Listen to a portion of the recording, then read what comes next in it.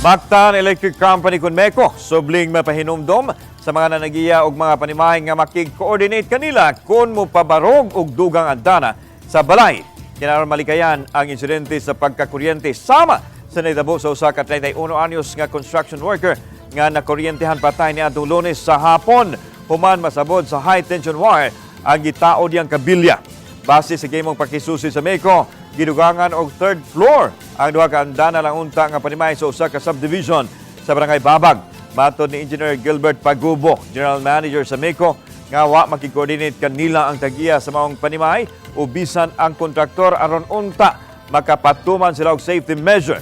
Kini ang ikaduhang insidente sa nakuryentehan din nakalas ang construction worker nga nagtaod og kabilya. Sa nakalabahing mga buwan patay usab ang usa ka construction worker nga nagtrabaho sa gidugang andana sa usa ka panimay sa barangay Agos. Human masabod usab sa high tension wire ang kabilya nga gigupta niini.